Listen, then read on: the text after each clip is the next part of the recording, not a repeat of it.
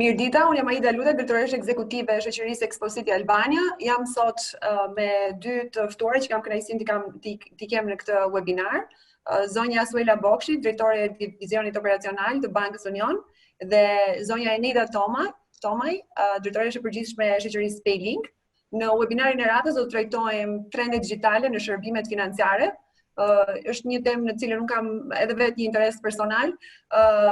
Si pasojë situatës Covid, ka ndryshuar natyrisht marrëdhënia e përgjithësisht e konsumatorëve në kundrejt shërbimeve tradicionale dhe shpar një prirje tyre ndaj aplikacioneve apo website-eve apo produkteve të reja online. Mund të na thoni nga pikpamja e roleve tuaja çfarë keni vënë re në këto kohë dhe çfarë përshtatshmërie ka pasur nga konsumatorët? Aida, faleminderit për ftesën, për qenë pjesë në këtë webinar dhe për të diskutuar në lidhje me këtë temë, e cila realisht edhe për shkak të situatës Covid u evidentua si një nevojë dhe na vuri përballë disa sfida dhe realitete. Shërbimet e online banking, të themi në bankën tonë, por në përgjithësi në sistemin bankar, kanë qenë prezente prej vitesh, pra mund të themi që nuk është diçka e re, apo diçka e cila sistemi bankar e gjeti të papërgatitur. Prej vitesh bankat kanë qenë të fokusuara në drejtim të orientimit të klientëve drejt përdorimit të platformave online për shërbimet bankare, edhe për të ofruar më shumë fleksibilitet karshi klientëve, në të njëjtën kohë edhe për të optimizuar proceset e brendshme dhe për të fokusuar forcën shitse drejt atyre aktiviteteve që janë më të nevojshme. Situata e Covidit thjesht përballi me nevojën edhe e bëri më prezent nevojën për ta pasur këtë shërbim tek një numër më i madh klientësh mbase. Këtë do thoja unë, sepse përgjithsisht tendenca e klientëve shqiptarë ka qenë vazhdimisht bankingu klasik. Shkoj në bank, takoj stafin, bëj veprimet aty, një lloj rutine apo edhe një lloj rutine që thjesht ndiqet e tillë pa pasur një motiv shtytës për të shkuar në një alternativë e cila mund të jetë në fakt edhe më fleksibël, edhe më eficiente edhe për vetë klientin dhe për bankën. Kështu që situata në cilën u gjendëm përballë faktit që nuk i hapnim dot bankat apo i hapnim me orar të kufizuar, klienti nuk vinte dot për shkak të krizave, evidentoi nevojën që klienti thjesht e ka një alternativë shumë të mirë, jo vetëm për këtë lloj situate, por edhe për një situatë normale. Të gjithë e dimë që koha është shumë e shtrenjtë për secilin dhe është e tepër të harxohet koha në për transporte, rrugë etj, kur shumë mirë një platformë qoftë nëpërmjet aplikacionit në celular apo qoftë nëpërmjet aksesit nëpërmjet webit lehtëson mjaft kryen e transaksioneve bankare. Kështu që mund të them që realisht ne e provuam që periudha pas marsit, pavarësisht se për bankën tonë koincidoi në fakt edhe me lançimin e platformës së re, pra thjesht u bë një upgrade i platformës në një version më të fundit, e cila në përgjithësi momentet e lançimit të diçka të re, upgrade-it koincidojnë edhe me një lloj ngërçi, sepse për klientët nevojitet një farë kohë deri në familiarizimin me platformën e re. Por fakti ishte që platforma e re ishte mjaft më e avancuar dhe mjaft më e lehtësisht e përdorshme, qoftë për klientët individ, qoftë për klientët biznes. Dhe praktikisht mund të them që neve që në ditët e para të situatës, por edhe përgjatë kësaj periudhe ku mund të themi që sistemi bankar është kthyer në normalitet, oraret e punës janë si më parë, kufizimet në lëvizje qoftë për stafin, qoftë për klientët nuk ekzistojnë më, ne vazhdojmë dhe shohim një rritje të përdorimit.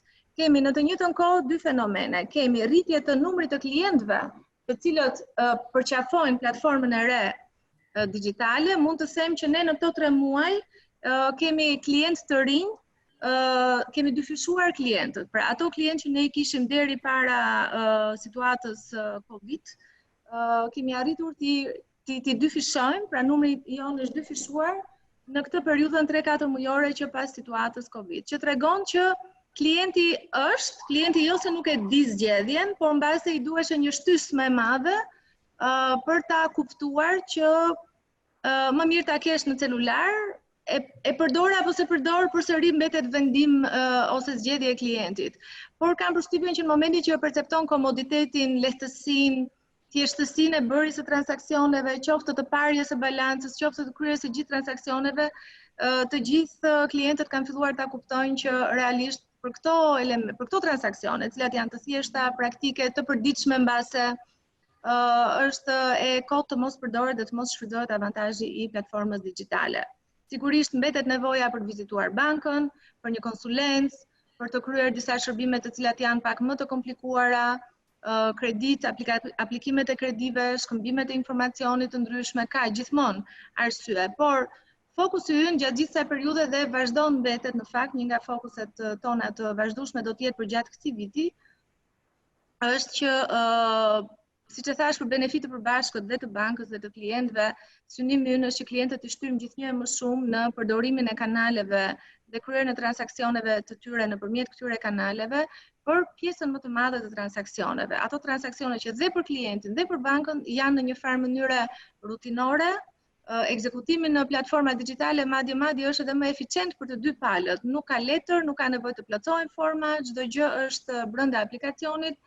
Proceset janë pothuajse të optimizuara, ne edhe tani vazhdojmë bëjmë përmirësime të proceseve në mënyrë që dhe për klientët shpejtësia e ekzekutimit të transaksioneve të jetë sa më e lartë dhe koha deri në ekzekutim të tyre të jetë gjithashtu sa më e shpejtë. Përveç se rritjes së numrit të klientëve, gjithashtu me kënaqësi mund të them që shohim edhe rritje të përdorimit, se është e nevojshme që në të njëjtën kohë klienti që e ka edhe ta përdor. Pra, siç e thash, mund të ishte këto janë situata të cilat kanë gjithmonë dy krah, dy anë të medaljes. Nëse duam të shohim një anë pozitive të gjithë kësaj situate, do të ishte pushi në një farë mënyrë ose shtyrja që i bëri drejt kalimit në këto format digjitale, jo vetëm për bankingun, por edhe për nevojat të tjera, blerje apo edhe unë si individ të themi si qytetar, gjatë asaj kohe u përpoqja të shfrytëzoj maksimalisht ofertat dhe mundësitë e blerjeve online, për sa kohë që ishim të detyruar të qëndronim të mbyllur. Kështu që realisht është një moment i cili besoj që sjell një tendencë shumë pozitive dhe na bën edhe ne të jemi çik më optimist për të vijuar më tej me investimin në këto platforma, qoftë në drejtim të përmirësimit të tyre të vazhdueshëm, qoftë në drejtim të shtyrjes së klientëve në forma nga më të ndryshme drejt përdorimit të platformës për gjitha shërbimet dhe nevojat e tyre. Faleminderit Uela. Kam në fakt, meqense kam në këtë moment, kam dy pyetje nga një shikuese ose dëgjuese e webinarit më saktë, dhe ka një pyetje parë është në mobile money, thotë, sa këshillohet përdorimi i mobile money në këtë periudhë? Dhe pyetja tjetër është, mendoni se shërbimet financiare digjitale japin më shumë liri për konsumatorët apo më shumë kontroll mbi ta? Kjo është subjektive në fakt, ka disa aspekte, po. Shiko, po nisim nga kjo pyetja e dytë. Indirekt kjo pyetje më transmeton një lloj skepticizmi, që të cilin e kemi ndjerë edhe më përpara në klientët, në përgjithësi. Thash, si një klientele apo si një treg bankar, kryesisht me produkte të thjeshta, me produkte klasike bankare, nuk është e rastësishme që edhe klientët kanë një lloj skepticizmi, duke menduar çfarë ndodh me të dhënat e mia, me informacionet e mia, sa të sigurta janë ato aty. Kam përshtypjen që shumë klientë mendojnë që banka është gjithkohon aty duke i parë në çdo moment që kryhet një transaksion dikush rri dhe shikon. Sigurisht është e perceptueshme ky lloj, të themi, siç thash, një lloj skepticizmi, por ajo që dua të them është që nuk është se këto janë gjëra që po shpiken apo po futen për herë të parë në Shqipëri. Bankat në Shqipëri thjesht ndjekin trendet dhe praktikat më të mira të bankave në shtetet më të zhvilluara. Është një moment tranzicioni edhe psikologjik, edhe të themi ekonomik, që klientët të pranojnë sfidën e aksesit të dhënave në disa forma të cilat janë më përpara kanë qenë të pa mendueshme. Por është e pa diskutueshme që për mendimin tim dhe jam shumë e bindur, këto janë platforma të cilat thjesht ofrojnë liri, fleksibilitet, mundësi më të madhe kontrolli dhe mundësi për të dominuar dhe për të pasur në kontroll çdo gjë që klienti ka me bankën. Qoftë edhe një llogari e thjesht page, transaksione të kryera me kartë, shpesh na ndodh që jemi të pavëmendshëm, kemi bërë një blerje apo kemi bërë një tërheqje në ATM dhe nuk e kemi ruajtur faturën dhe vjen një moment dhe hutohemi, themi ku e bëra unë këtë, ku e bëra atë. Në momenti që ke një app në celular apo një akses online nëpërmjet PC-s, ti në çdo moment mund të shikosh listën e transaksioneve të kryera, ku e ke kryer.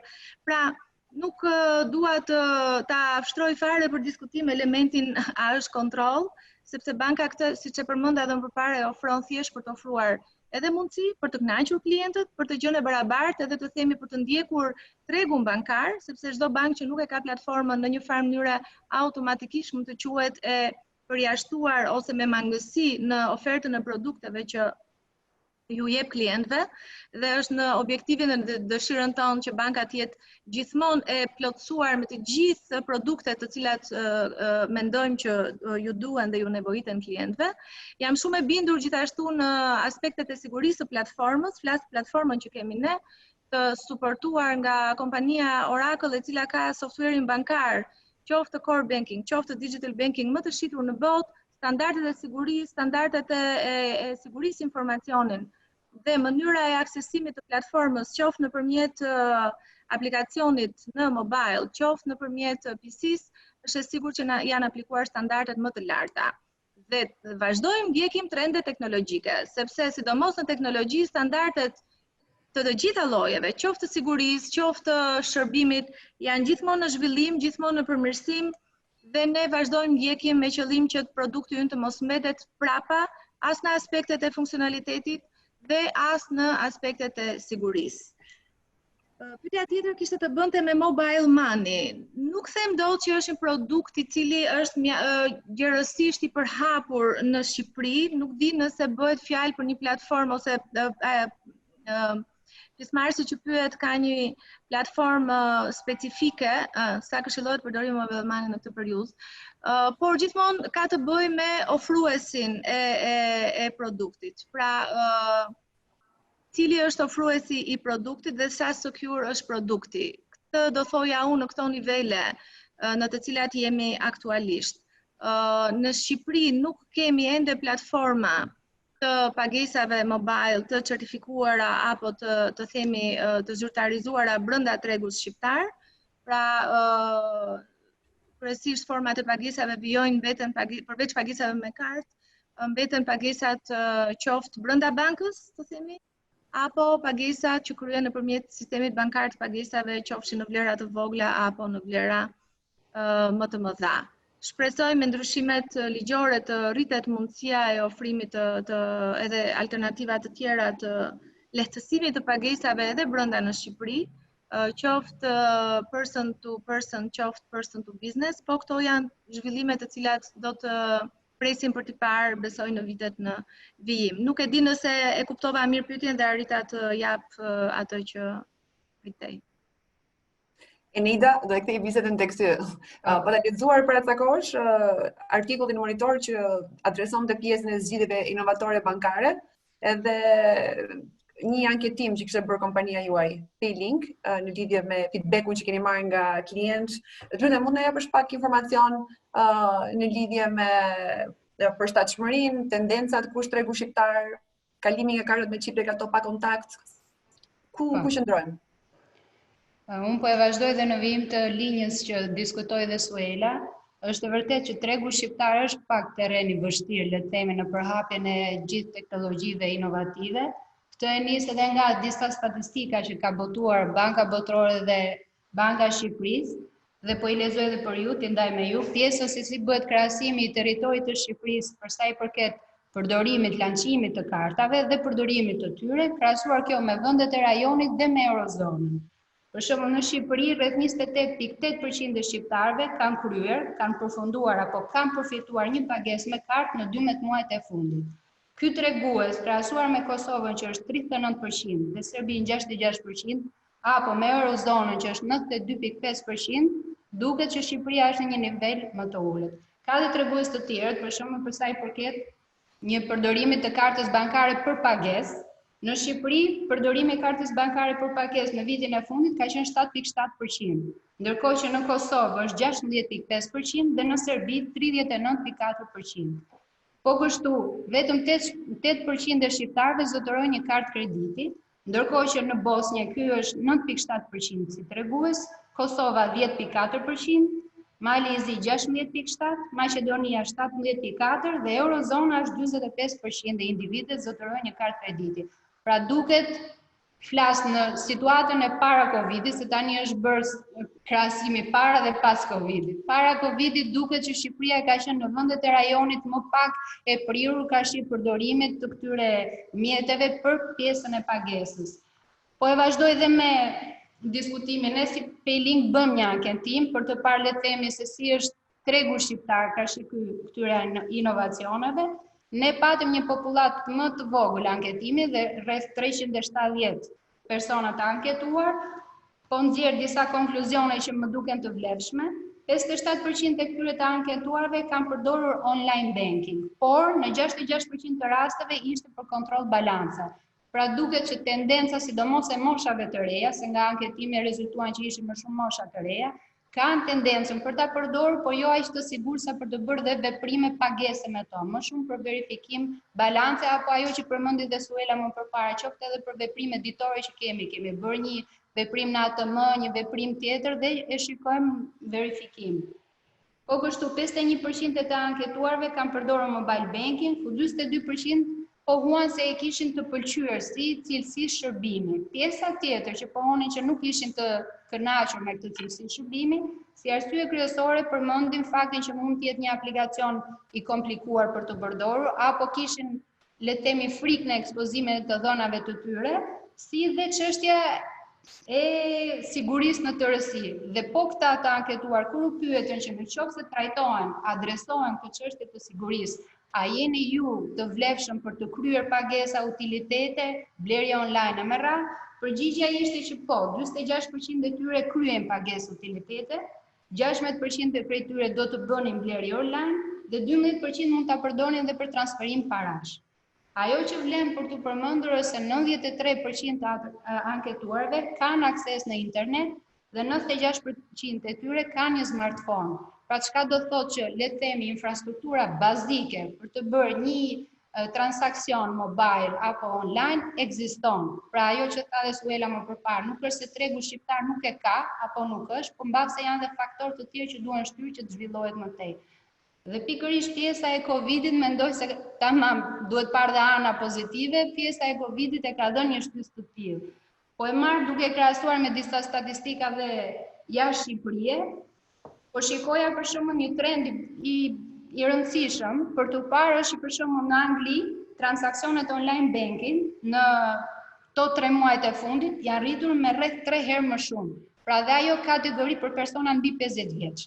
Pra dhe ajo kategori e personave që janë menduar më përpara si tabu, që e kanë shumë të vështirë, shumë të komplikuar, pikërisht prej faktit të këtij Covidi, janë rritur me 3 herë më shumë transaksionet. Po kështu në Angli ka patur një ulje të transaksioneve kesh me 63% pas Covidit. Në Amerikë, Walmart, një nga merçantët gjigant, ka patur një 40% rritje të transaksioneve scan and go. Pra shikohet se si jo vetëm në transaksionet bazike që kanë qenë contactless, po tani klientela po përdor edhe self checkout. Skanojnë, bëjnë pagesën mobile dhe largohen, pa patur kontakt fare me personat e tjerë që mund të jenë në dyqan. E duke respektuar distancën. Po kështu në Amerikë, vetëm gjatë periudhës së shkurt marsit ka patur 60% më shumë shkarkime të aplikacioneve mobile, bankare, pra për përdorimin e tyre. Pra unë jam dakord me atë që le të themi industria në vijim e pagesave, terminologjin bazë të saj do ketë inovacionin, ndryshimin. Dhe në lim atë që tha dhe Suela, tashmë nuk është më nevojshmëri, nuk është luks, por është domosdoshmëri për të patur inovacionin, për ta ruajtur klientin dhe për të tërhequr, se është gjithmonë klienti që do kërkojë konveniencë, do kërkojë që të kryejë sa më lehtë transaksionet. Tashmë po flitet për të bërë pagesa edhe me frigoriferin, smart frigorifer, që nëse shikohet që kanë mbaruar, le të themi, depozitat javore, të bëhet furnizimi vet, pagesa nëpërmjet frigoriferit. Po flasim për trende shumë të mëaventëruara, nuk janë akoma në fazë prove, po që në këtë linjë që Zhvillimi do bëhet duke patur parasysh çfarë ka nevojë klienti dhe duhet ta bësh ti përgjigje se përndryshe normalisht do kesh një largësi të tillë. Faleminderit Enida. Ka një pyetje tjetër nga audienca në fakt që është interesante. Dhe pyetja për ta përmbledhur thotë, a kanë sot bankat të nivelit të dytë një plan për të mundësuar hapjen e llogarive bankare pa patur nevojë që të vizitojnë fizikisht degët e bankave?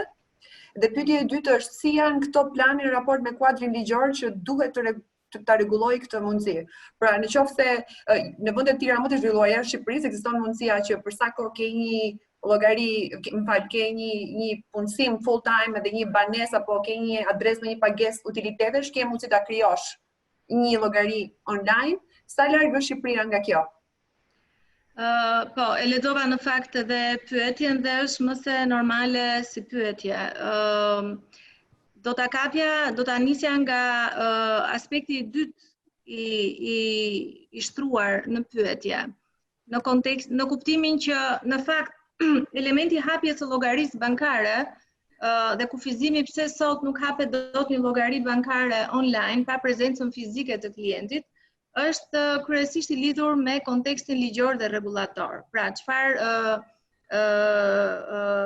çfarë lejon ky kontekst ligjor rregullator, bankat të veprojnë dhe brenda pastaj atij lejimi dhe asaj mënyre veprimi, a e ka banka infrastrukturën e duhur për të mundësuar hapjen e llogarisë online. Në fakt çështja nuk shtrohet thjesht tek hapja e llogarisë, por tek vendosja e marrëdhënies së biznesit. Kështu që ka disa ndryshime në fakt apo disa lehtësime të cilat po bëhen, një pjesë e tyre janë bërë, disa rishikime rregullore është të kryera nga Banka e Shqipërisë pikërisht për t'i hapur rrugën mundësisë hapjes së një llogarie bankare online pa prezencën detyrimisht pa qenë detyrueshme prezenca fizike e klientit në bank. Këto ndryshime rregullore po shkojnë në linjë edhe me disa ndryshime të tjera, ku një nga ndryshimet më të mëdha të pritshme është futja e konceptit të llogarisë bazike. Koncepti i llogarisë bazike është një koncept i cili po shtyhet, besoj do shtyhet edhe më tej dhe do rregullarizohet më tej me ndryshimet e pritura në funksion të ligjit të ri për sistemet e pagesave. Dhe logjika është që besoj hapja e llogarisë bazike do të shkojë në do të mundësohet të themi suporti rregullator i tillë në mënyrë që ajo të jetë e mundur të hapet edhe online.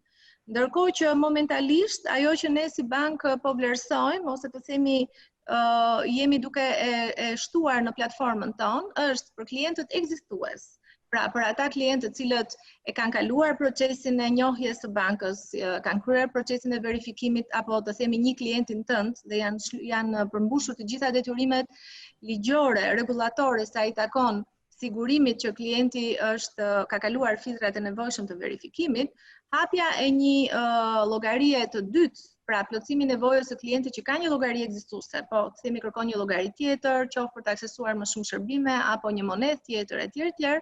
Ne ta facilitojmë procesin maksimalisht nëpërmjet platformës aktuale që kemi dhe të mbetet vetëm firma fizike të themi e kontratës.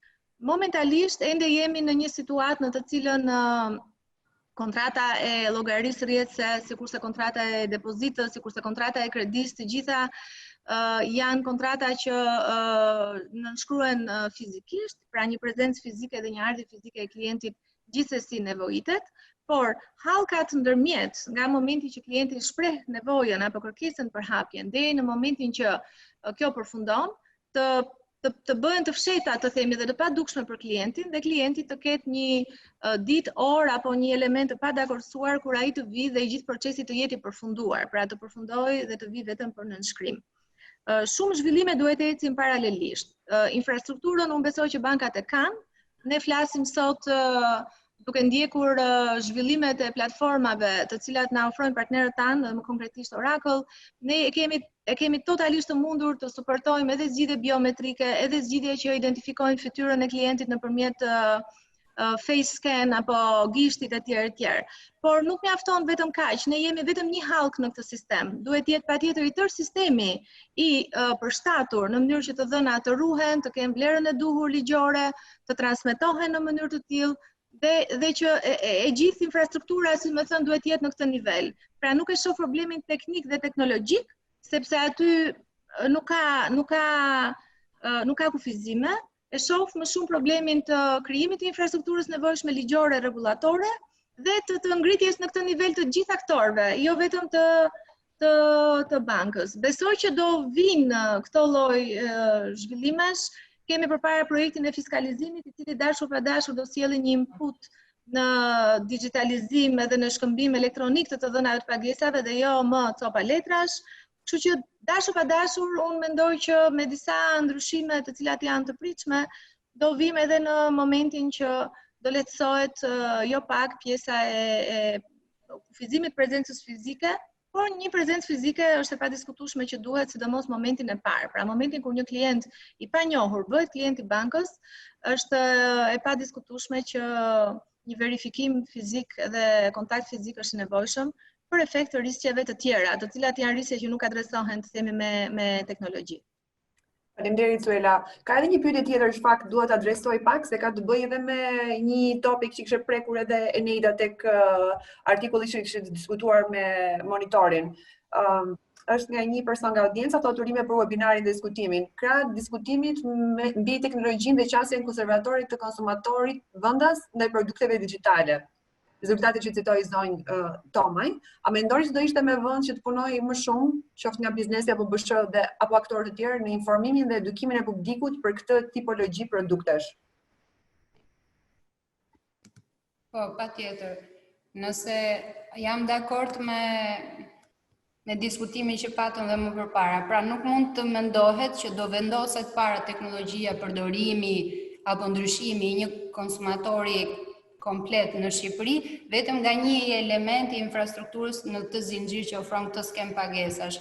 Vërtet teknologjia mund të jetë aty, sidomos dhe më e avancuara, nuk po them vetëm këto kartat pa kontakt që po flasim tani, por detyrimisht duhet të bëhet edukimi i popullatës. Ky edukim mund të bëhet qoftë me ndonjë grup pilot, le të themi, mbase ato target grup klientele që janë më të prirur karshi përdorimit të inovacioneve dhe më pas të bëhet te klientela që është më e rritur në moshë. Këto mund të bëhen me një prezencë fizike fillimisht të një nga stafi i bankës dhe pastaj mund të bëhen gradualisht, të bëhen vetë, kalohen vetë, apo qoftë edhe me edukim me video, me kamera. Tashmë të gjithë janë bërë prezent me këtë lloj komunikimi. Kështu që detyrimisht është e nevojshme edhe pjesa e edukimit të klientelës për të arritur të kuptojë çfarë është siguria që jepet nga produkti, cilat janë facilitetet dhe si mund ta inkludojnë tek jeta e përditshme e tyre. Nëse e kuptova drejt pyetjen. Po, një aspekt që preki thoshte, mendoni se trajnimi duhet të vinë nga biznesi apo nga Banka e Shqipërisë apo nga aktorë të tjerë? Unë personalisht mendoj se duhet të vinë nga biznesi, sepse nëse kishte diçka pozitive që solli situata e Covidit, ishte që në një situatë emergjente, përshtatshmëria është më e lartë. Duke marrë shkas nga kjo, mendoj që me planet çdo kompani apo çdo institucion financiar që preket nga kjo gjë, mund të krijojë plane strategjike komunikimi promovimit të produkteve specifike, sikurse ka bërë dhe banka që tha Luela, qoftë një Suela, qoftë nga promovimi i aplikacionit apo përditësimi i produktit për të arritur më tepër konsumator. Gjithsesi personalisht mendoj që duhet edhe një dorë nga entiteti regulativ. Le të themi për mua edhe Banka e Shqipërisë nëse do ishte siç aktualisht e ka bërë. Domethënë në gjithë komitetet e pagesave që ka kryer, ka lënë pjesën e edukimit financiar nga Banka e Shqipërisë, por nëse vjen në formatin le të themi e një shtyse më të fortë, jo ndoshta e një mandati, se është term shumë i fortë, po shtys një udhëzim e tjerë, për mua do ishte e vlefshme, mos të lihet vetëm në dorë të biznesit apo të bankave, po të vijë nga entiteti rregullator, personalisht. Nëse mund të shtoja, është patjetër që nuk është e thënë që një institucion ose një palë ka detyrimin për gjithçka, secili duhet të ushtrojë rolin e vet, pra edhe biznesi, edhe banka qendrore, edhe vetë bankat. Tashmë siç e përmendi dhe Eneida që parë, ka mjaft mënyra për të promovuar një utilitet, të themi, pra për të promovuar anën funksionale të një shërbimi. Dhe ne po fillojmë, po lançojmë video të shkurtra, të cilat janë, të themi, tutorials, të cilat trajtojnë një aspekt që mund të jetë si të logohesh, ose cilat janë aspektet e sigurisë, ose si të bëj pagesën e pagave të punonjësve, ose si të bëj pagesën e faturave, si të shikoj kartën e kreditit. Sepse tashmë dhe konsumatorët, po të ndajmë që ata konsumatorë që janë në botën digjitale, i presin gjërat si në botën digjitale. Në botën digjitale gjërat i ke gati, nuk duhet të lodhe shumë. Pra numërojt numri i klikeve që duhet jetë sa më i vogël deri në produktin final. Që dashur pa dashur, bota digjitale kërkon edhe një përqasje konform atyre pritshmërive që ka konsumatori digital. Kështu që në këtë linjë praktika që po ndjekim dhe që do vazhdojmë ta përditësojmë dhe ta plotësojmë nga ana jonë për të luajtur, si më thënë, edhe këtë rolin ton që na takon për të edukuar klientin, sepse duhet shkojnë bashkë. Një produkt i ri kërkon edhe kohën e vet, kërkon edhe angazhimin e bankës për ta edukuar klientin dhe për t'i bërë të dyja palët të jenë, të themi, të gatshme për ta përdorur produktin. Kështu që gjëra, të themi, video të shkurtra dhe tepër orientuese, tepër të pa reklama, jo pa shumë reklama, po të orientuar tek pjesa funksionale, që klienti me mundësish me një klik, me një të parë të videos, të mos ketë më pyetje dhe të jetë shumë i qartë në vend të videove të gjata apo sqarimeve shumë të mëdha. Sigurisht kjo është një nga mënyrat, asnjëherë asnjë mjet nuk është gjithë përfshirës apo adreson gjithçka, ka nevojë edhe për rritje ndërgjegjësimi në përgjithësi në mas. Fatkeqësisht ende kur shkojmë dhe paguajmë me kartë, ka raste në të cilat nuk na pranohet karta, apo nuk punon terminali, apo shitja nuk di si ta fusi kartën në terminal. Pra duhet thënë që ka gjithmonë ende vend për përmirësim dhe niveli i ndërgjegjësimit duhet rritur. Në rastin e kartave contactless, unë jam një nga klientet që sa herë që shkoj dhe shoh që terminali është contactless dhe ato më kërkojnë kartën për ta futur te qipi, i them jo, s'do ma fusi te qipi, ma kalo. Apo ne nuk e dim ose nuk, pra është e qartë që dhe në këto gjëra të cilat në një farë mënyrë mund quhen të tejkaluara, se contactless card tashmë nuk mund quhet që është risi, ende ka nevojë për trajnim dhe vëmendje dhe fokus të vazhdueshëm. Atëherë po thoja që gjitha pyetjet që kanë ardhur nga audienca unë i kam adresuar dhe mendoj që ju falenderoj të dyja për përgjigjen dhe për kohën, edhe pikat kryesore që kishim vendosur bashkërisht në fillim të diskutimit, mendoj se i kemi prekur të gjitha. Më vjen mirë që gjetëm mundësinë kohën edhe ta bënim këtë diskutim në kuadër të trendeve digjitale të shërbimeve financiare, edhe nëse ka ndonjë pyetje tjetër nga audienca mund të nisin më vonë në emailet tona të Expocityt, info@expocity.al ose marketing@expocity.al. Ne do vazhdojmë të lançojmë dhe webinare të tjera. Kështu që pa e zgjatur më shumë, do të falenderoj zonjën Suela Bokshi dhe zonjën Eneida Thomaj që na u bashkuan në këtë webinar sot. Faleminderit Aida. Gjithë të mirat, punë të mbarë. Faleminderit edhe juve.